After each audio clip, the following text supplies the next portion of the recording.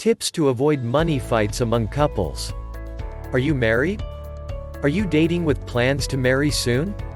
Valentine's Day can often serve as a reminder that opposites attract. One partner may be fastidious about making plans while the other is forgetful. One likes to make elaborate meals, the other prefers making reservations. Couples' differences are part of what keeps relationships exciting, but if you and your partner have differing views about money, you may find yourselves in the not-so-cute position of having financial fights. The 5 most common points of contention are: needs versus wants, spending priorities, making purchases without discussing them first, paying off debt, saving for larger purchases. Money is a really hot topic. This is according to Brad Klontz, a certified financial planner and financial psychology professor at Creighton University. It's one of the #1 thing people fight about, and it is one of the top reasons for divorce. But before we go on, do me a huge favor by kindly giving this video a thumbs up. It really helps. If you did, thank you so much. And now let's us continue. To avoid the most common money fights, you and your partner will need to communicate and strategize. Here are 3 tips that can help you. Number 1. Get your priorities straight. Fights over needs versus wants, spending priorities, and saving for large purchases often come down to deep-rooted differences in financial outlooks. People that come from different families and upbringings are going to have different attitudes about money. The fights come when one person tries to convince the other they're right. You can argue about what's a need versus a want for over 50 years. Have an open and honest discussion about your relationship with money, including your top goals and your biggest financial fears. From there, lay out a spending plan. Decide on your top 5 financial priorities, as a couple, which might include investing for retirement or saving for a down payment on a home, and determine what percentage of your dual income you'll allocate toward those goals.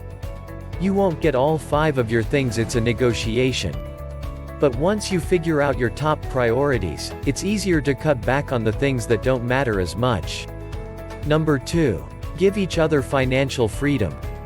To avoid fights about who is buying what, come up with an arrangement that takes some pressure off spending on things you want. A lot of people find that a yours, mine, and ours approach works for them. If you take a more merged approach with your accounts, setting no questions asked spending limits can work, too. Maybe you have to talk about expenditures if they go over $100. Maybe it's $200. These kinds of rules should apply even in a household where only one person is earning a salary. You don't want the stay-at-home parent to feel like the other is their boss.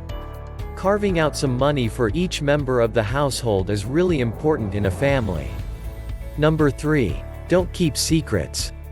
Making purchases without discussing them and hiding debt from your partner both fall under the umbrella of financial infidelity, which is a common problem for young couples. According to a recent survey by creditcards.com, about 51% of millennials admitted to having told their partners financial untruths. To keep each other honest, have regular financial check-ins with your partner. These don't have to be big, formal, and scary. You can just check in about your expenses and your progress toward your goals. When it comes to debt, it's best to be upfront at the beginning of the relationship. Once you're married, your debt becomes intertwined. For better or worse, you're in it together. We've all heard the horror stories about couples who have gotten married only to find out that one of them had $100,000 in debt. That can lead to a lot of bad feelings. If you have been hiding aspects of your financial life from your partner, it's time to come clean and get yourself on the right track. Professor Klontz recommends a 4-step process that follows the acronym SAFE. Speak your truth. Tell your partner what you're done, and let them express their feelings about your behavior. Agreement. Put a strategy in place like we have discussed here that can help curb this behavior. Fidelity.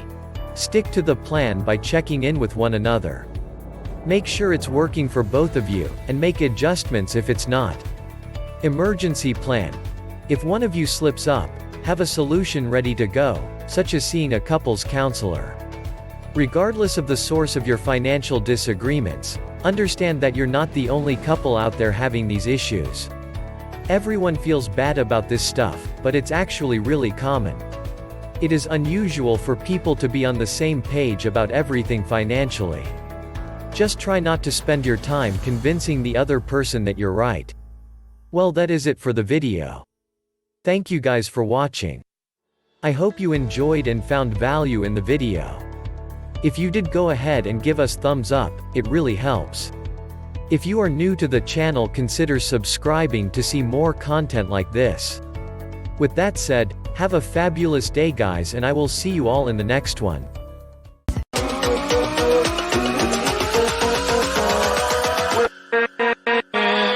With